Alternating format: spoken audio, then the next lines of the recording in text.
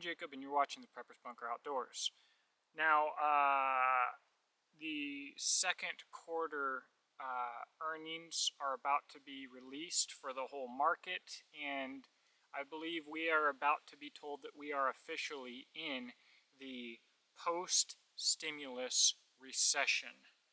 I believe that this is going to have a chain reaction that's going to have some really big effects on our market and our way of life in the short term, if not in the long term. This video is not about fear-mongering, however. I want to talk to you about a couple of things that you may have missed in your preps or your purchases that you might want to get now before it's kind of too late. Now, let me just say that if you've gone through Obama, Trump, the corona apocalypse, and now Biden, and you don't have some food and some water saved up, some water purification, some plans made, if you don't have an AR-15, I don't really know what to tell you. Hopefully you're just now waking up to the reality that we're living in, or you're just coming to age and coming to your own. So if you're just getting started and you don't have those things laid out, start doing your research. Feel free to send me an email at thepreppersbunkeroutdoors@gmail.com. But I'm going to do this video assuming you've done those basic things, and I want to talk to you about some things that you might not have thought about. So let's start off with a big one. How much ammo should you have? We're talking .223 and .556 for your AR, but maybe we're talking, well, really we're talking about .556 and .223. If you're an AK boy, I think we might have a good reason for the AR over the AK right here, and that is, like, how much ammo should you have? This question gets asked all the time, and you'll see a lot of silly answers that are based on how much ammo is used in a firefight. That's the wrong way to think about this.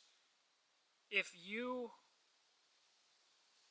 either can never buy ammo again, or the price of ammo as compared to everything else on our market explodes and it's much more difficult to afford, are you going to be able to teach future generations?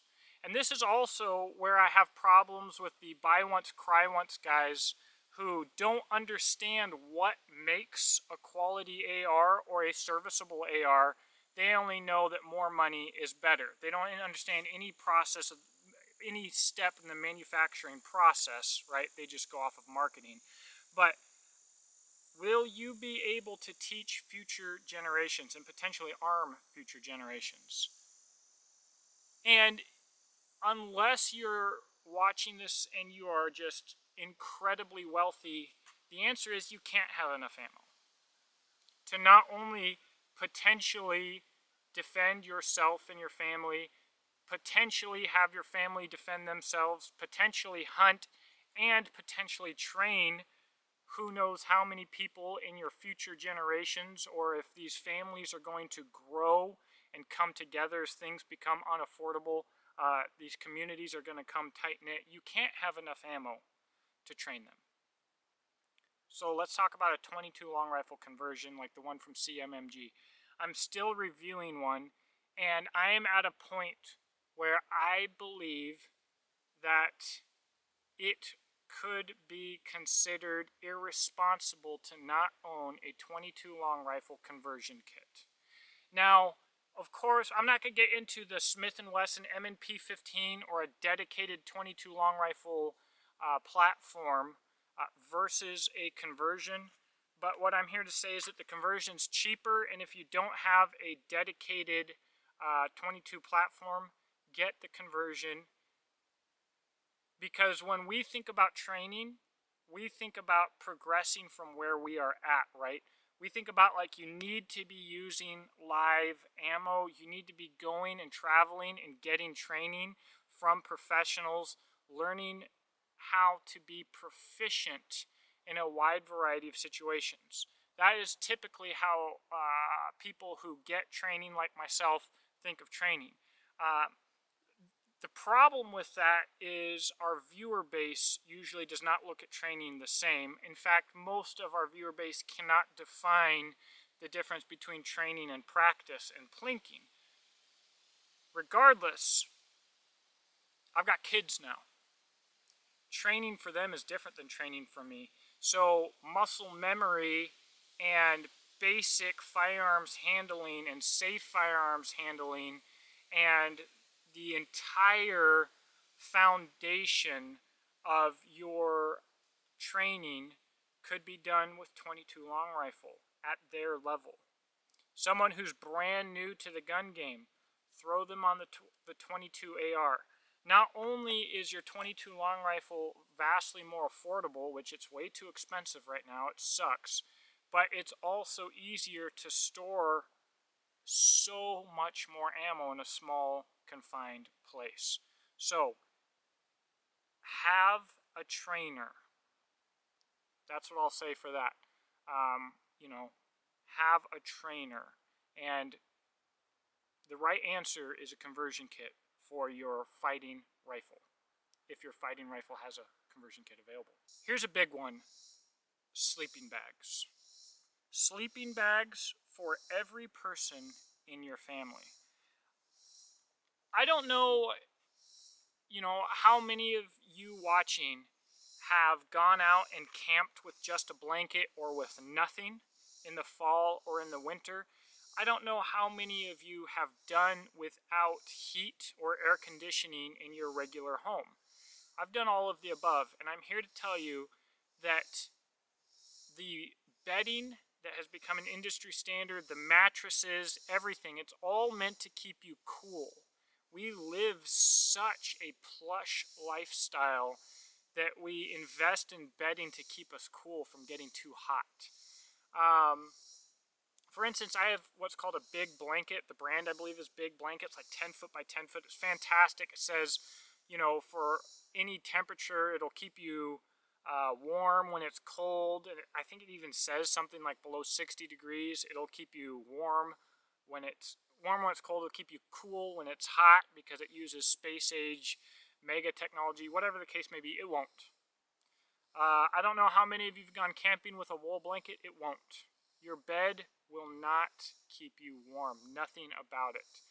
The sleeping bag is by such a vast margin the superior way to stay warm when you're sleeping that it's uncomparable. Have a good sleeping bag, ideally not a Walmart grade sleeping bag. Have a good sleeping bag for every person in your family, because although they might not go away, leisure activities could become excessively expensive. But even more importantly, when you need it, if you don't have it, it doesn't matter how much it costs if you can't get it at that moment.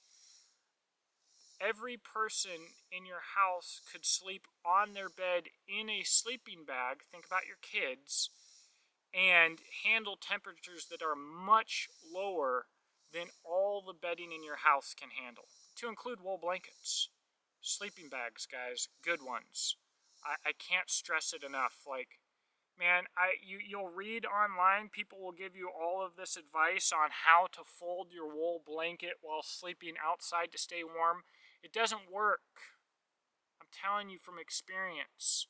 I'm not a cold sleeper. I'm not a hot sleeper. I'm not a weenie. I go out and people are like, you're sleeping out here with just that? Yes, I do. I will. I have.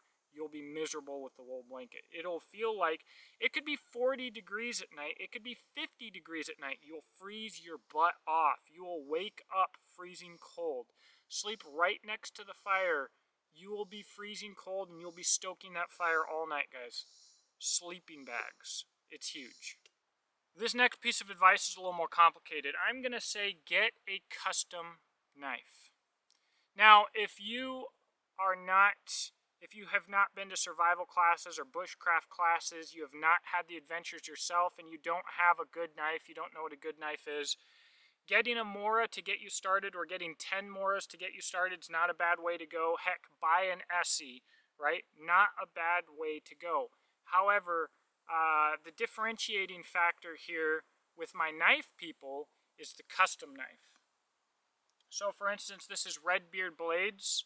I'm not necessarily using him as an example of what I'm about to say, but SE is still going to exist, and Mora is still going to exist, I believe.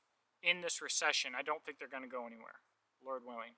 And, you know, if they do go somewhere, I don't think that K-Bar also will go. I don't think Ontario also will go. We won't lose the entire backbone of the knife industry. I think the prices may go up, but the sales will still be there. But we could get a point, and I'm not talking about any custom maker in particular here. I just happened to get this in the mail today, and I'm loving it. But we can very easily get to the point where your custom small number individual makers, it's no longer not only profitable but even enjoyable or possible for them to make custom knives. Your custom makers have so much money in their equipment, but not just in their equipment, in their belts and in their materials. Buying materials skyrocketing. They already have a relatively niche market. And so a lot of my viewers are knife people. If there's a custom knife maker that you love, get something from them now while you can. Get exactly what you want. Find a way to pay for it, because they could become impossible to get a knife from in the near future or in the long-term future. But not only that, they could become unaffordable or unavailable for some of the best guys. You know, some of the top level custom makers, they're probably still going to stick around.